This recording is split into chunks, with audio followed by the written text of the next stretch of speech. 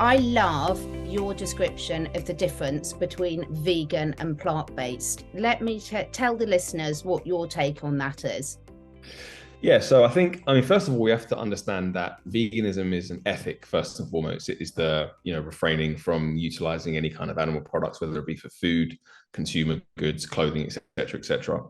Now, if someone for the majority of people who kind of adopt that more of an ethical standpoint, and I've got obviously respect for people who do that, provided that they don't, push it in people's faces. I think we do have to remember that they may not be considering optimizing their diet as a part of that. They might just think, I'm going to just remove animal products from my plate and remove animal products from my shoes and things like that. And I'm happy to go ahead and survive on, Oreos or, vegan nuggets or all these other processed, replacement foods that we're seeing nowadays. There's nothing wrong with that. If people want to do that, that's fine. But as I said, being vegan tells me what you don't eat. But being plant-based, whole food plant-based as we call it, tells me what you do eat. That tells me that you're prioritizing, removing animal products from a perspective of trying to optimize your health. And that would include a variety of fruits, vegetables, nuts, seeds, whole grains, and legumes. Those are the foods that you're going to be prioritizing every single day. And you can add like mushrooms in there and a few other bits as well. So I think if someone tells me that they're plant-based and they focus on the health side of things, and it could be an extension of their ethics. I know that, many people who are ethical vegans but eat a whole food plant-based diet. So that's very clear in terms of how they want to do both sides of things, and I think that's great. I do worry sometimes for the people who are just primarily vegan, who maybe aren't, they remove meat from their plate and automatically think that that's the job done. Of course, from an ethical standpoint, that's they're serving themselves well, but from a nutritional standpoint, because you also have to look after yourself, in my opinion, I think it's a really good idea to be a healthy advocate and a healthy champion for your cause.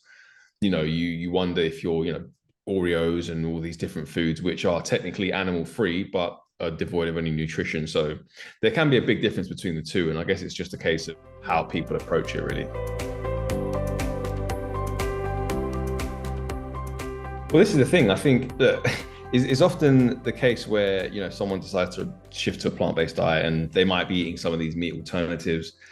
People might start to think, oh, it's just all vegans eat is junk food. And I think the reason why that perspective or that perception exists is because of the aggressive marketing of a lot of these, vegan replacement meat products. Like if you go on the underground in London, for example, you'll see adverts for, this is bacon, some vegan bacon, and you'll see adverts for these other Impossible burgers and all of this other stuff. And what that's doing is it's kind of building the picture that anyone who decides to go vegan is going to eat these foods and these foods only. And a lot of people do. And I don't think that's a very good strategy, because the likelihood is that you're not really going to get the key nutrients that you do need to actually feel any kind of, to feel decent on a plant-based diet. And then you might end up just going, I'm just going to go back to what I felt was, normal for me. So that's really it. And I think one of the things is that people need to understand is that it's going to become over the years, as all these more meat products come out, or more meat alternative products come out, and all these other vegan replacement foods come out, it's actually going to be, if you're not aware and if you don't have the discernment, it's actually going to be quite difficult to become or to be a healthy vegan, particularly if you're starting out, because you're just going to be bombarded with, oh, eat this bacon, or do this vegan chicken, or whatever it may be. So for me, I think the best way to do a diet that's free from animal products is to focus on the whole foods. Be a healthy champion of the cause. Even if you are someone doing it from a primarily ethical standpoint, you're going to feel great. And actually, what you're going to do is you're going to radiate a certain, you might not want to radiate a certain level of health, but naturally, if you're going to start to speak about something that you're passionate about, you also want to radiate that as well, because it's one thing to speak about something, but if you actually look the part, if you actually, are the example of what you're demonstrating, then people are more likely to maybe listen to you. Do you know what I mean? So, and I think that will be done if you focus on the whole foods, the fruits, getting the vegetables in, nuts and seeds, whole grains, legumes. Like, these are foods that are going to provide you with a ton of nutrients, and different ways to find, different ways to get used to cooking as well. So, and again, that's one thing that I was never a cook before I went plant-based, and now I'm creating all these recipes, which is crazy. So if someone, I mean, obviously we've got Veganuary, and a lot of the trouble is with that, it's great because it makes people think, but again, a lot of people will reach for the convenience. If someone was really thinking, right, whether for ethical reasons, for health reasons, whatever reason it might be, I really want to get into this, where would you suggest they start? I would suggest that they start, because I don't think many people will be able to go cold turkey like I did. I think that's a big ask for a lot of people. I would say focus on one meal and getting that done in a whole food fashion. So even, for example, something like breakfast, oatmeal is one of the easiest things that you can do. One of the most nutritious, if it's prepared properly, of course, and you go for maybe like organic or even sprouted oats if you can. And adding just so many different toppings like the pumpkin seeds, the hemp seeds, blueberries, which we all know are super beneficial for your brain and inflammation.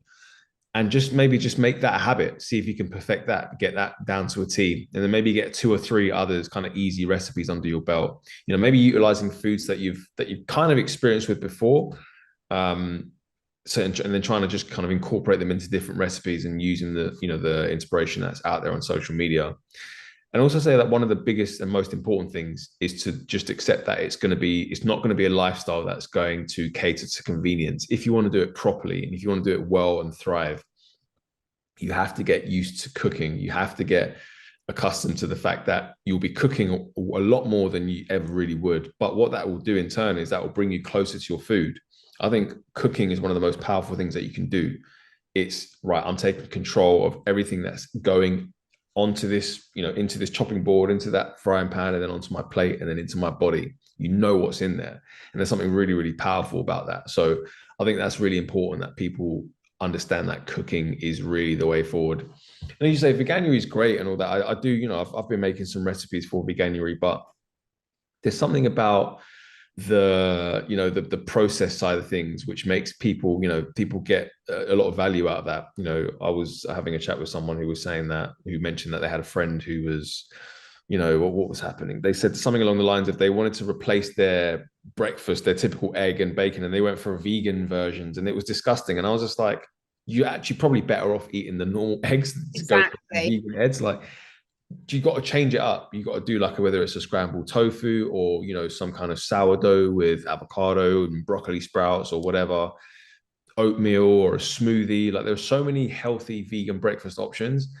You don't need to go for these these vegan bacon and all this kind of stuff. It's just, for me, it's like, I understand why they're doing it. I get it, but for the long term, if you want to do this even beyond January and actually be healthy and thrive, I just don't see where the value long term in these foods is.